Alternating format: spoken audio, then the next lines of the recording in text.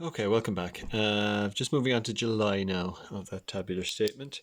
It says, payment of 720 was received from a debtor whose debt had previously been written off. Okay, so the first thing, without even reading any more of it, a payment of 720 was received. So our bank account is going to go up by 720. Is that okay? Bank up by 720. Plus 720. Okay. The next thing then, previously written off, and who now wishes to trade with Casey Limited again. This represents 60% of the original debt. 60% of the original debt. So if we did a quick, let's just go over here, down here somewhere. Up here, what did I say? 720 is equal to 60% of the debt. Okay. And so we want to figure out what was 100% or what was the other 40%. So let's see. 10, 12, it would be 1% would be 12, wouldn't it? And then 100% would be 1200. If my calculations are correct. Yeah, I think that's okay. Right. So if the whole debt is 1200, then if I took off 720 from that, we're talking about 480 is the 40% or the remainder. Okay. So what does it say again? Back to this. They now wish to trade with Casey Limited again. They've paid 60% of the original debt, that was the 720, and the debtor has undertaken to pay the remainder of the debt in January 2004. So they have said, please put me down in your books as a debtor again, and I will pay the remainder of that debt. And the remainder of that debt we already said was 480. So let's see up here. Okay, so the 480 that he's going to owe you or she's going to owe you is going into increasing your debtors by 480. So in total, you have here 480 and 720 we already know is 1200. Okay, and down here to balance that, if you like, in the profit and loss, we're going to put in 1200 because you are better off to the tune of 1200. Your bank account went up by 720 and your debtors have gone up by 480. So in a way, you have gain of 1200 in total. That goes into the profit and loss. 1200. Okay, so the 1st December, 2nd December. Now, I'm not sure if I mentioned this in the previous video, but in some questions, there'll only be one December column. In some solutions, you're allowed to do it either in one column or two columns. I think it's better to have two columns because so much happens in December that it just makes it easier to see what you're doing if you separate the entries out. So the 1st December column is going to be for whatever comes up in December here. It normally has to do with depreciation of fixed assets. Okay, the 2nd December column over here is going to be used to fix up that business that we had in May with the bank, the money being paid directly out of our bank account to pay for insurance for the year. Okay, so taking the 1st December column first anyway and going over to our December item here, it says the building's depreciation charge for the year to be 2% of book value. So 2% of book value, not of cost. Now, in this case, though, I have to say it won't make a difference because the book value and the cost are going to be the same. The depreciation charge to be calculated from date of valuation and date of purchase. Okay. The total depreciation charge on delivery vans for the year was 22,000. So that's an easy one to start with. The depreciation on delivery vans is worked out for you. It's 22,000. So we can put that in. Delivery vans. So we have vans here, and this is the depreciation on vans section. So that's to go up by 22,000. And since we write depreciation as a minus in this, we put in minus 22,000. Okay. Then there's the depreciation on buildings. So here's what we're going to have to do. We have to look at the buildings that we own. And the thing is that we owned buildings at the very start and we revalued them in January. That's what we had those. That's one lot of buildings.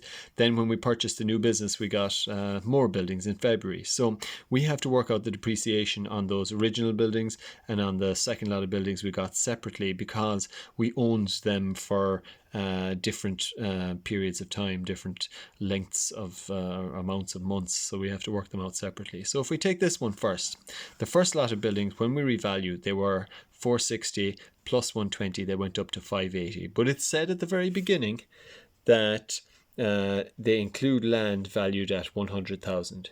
So instead of 580, the buildings part is actually 480.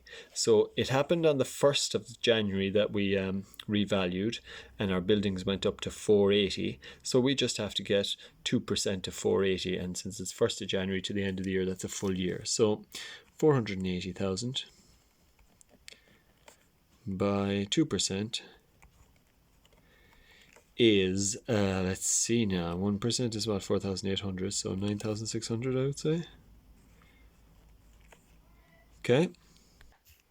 Okay, so the next one then is the building we bought on the, let's just check the date in it to make sure. It was the 1st of the 2nd, so the 1st of February, and it was 360,000. So 360,000 by 2% again. But because we got it on the 1st of February, there's only going to be 11 months, so 11 over 12. And we get that. Now, just, I suppose, a note that it doesn't matter about the book value part when it's supposed to be 2% of book value, because when we revalued, I suppose, the first lot of buildings, well, that changed the net book value to the exact same thing as cost because it set the depreciation back to 0. And the second lot of buildings we got, well, we just bought them new as such, so there was no depreciation on them either. So we don't have to worry. The book value is, our net book value is the same thing as the cost. So in this case, it really doesn't matter that they said net book value. So working this out, oh goodness, right, what's it going to be? That's 30,000. That's 33. 2% of that is, so 6,600, I believe. But I may need to double check that in a bit. So what is that altogether? 16. So 16,200. I'm reasonably confident with that, but double check it, I'd say.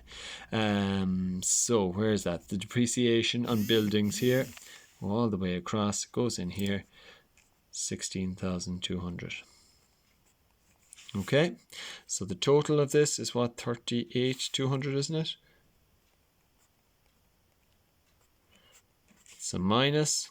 And what we offset that against is, since that's the annual depreciation, well, annual depreciation goes into the profit and loss account as an expense as well, doesn't it? That should be 38,200 as well. But what I advise you to do is put them in separately here. So minus 16,200 minus 22,000.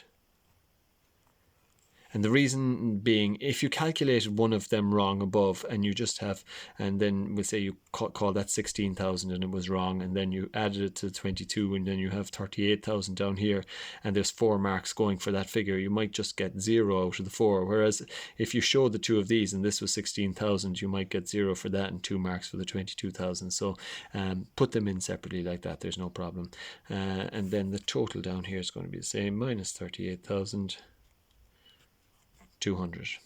Okay, and so again, you see there's quite a lot going on in December there, so that's why we keep that separate to the December where we're going to try and fix this insurance prepaid issue that we had earlier on. Now, this is an unusual way we have of doing this, and this is the only time that we use this approach, is this this bank payment or bank receipt sometimes type of item. So it's, first of all, let's just go back to it. It was in May. It says received a bank statement showing a direct debit of 4,800 to cover fire insurance for the year ended. So it's a year's worth of fire insurance, and the term of the insurance, it goes up as far as the 31st of the 5th, 2004. But our tabular statement is for 2003. So we're paying in advance for insurance. We're prepaying for next year. And if it's the 31st of the 5th, we're paying for 5 months in advance. So if we've got 4,800 for a start, let's do that over here. 4,800, we said, is a year's worth, or 12 months if you like, worth of fire insurance. And we want to get what 1 month is, and then what 5 months is, because we said already paying up until the 31st of the 5th, 2004, which means we're prepaying 5 months for next year. Okay, so let's see, 4, that's 400, isn't it? And then 4 5 is 2,000. Okay, so 2,000 euros is 5 months worth of insurance. So at the end of the year, in our total column here, the total for insurance prepaid should be 2,000, shouldn't it? Because we're going to have prepaid for 5 months of next year, 2,000 euros. And this is the only one we do like this, where we get the total first and then we work our way backwards. So if that's 2,000, we want to figure out, what do we need to put into this December grid or cell here in order to make the total become 2,000? Well, what have we got already? We've 1,500 plus 4,800. That's what, 6,300. But we want it to be 2,000. So 6,300, but we want to end up with 2,000. We need to minus 4,300 from that 6,300 to get us back to 2,000. Okay, and that's all we do. We just put in whatever figure here will make this become what we want it to be, and we have calculated that exactly beforehand. Okay, and then after that, it's just a matter of putting in your total here, 4,300 or minus 4,300, putting inside in the profit and loss whatever figure you have up there, in this case minus 4,300, and down here minus 4,300. Okay, then we need to total all of these. I'm going to pause it for a second and total them and then come back. Okay, so I just totaled all of those there, and if you total them, you total them across as normal, and then you total all your totals to get this, or you can total across all also, to double check if your total going across here is the same as your total going down there, then you've probably added everything up all right.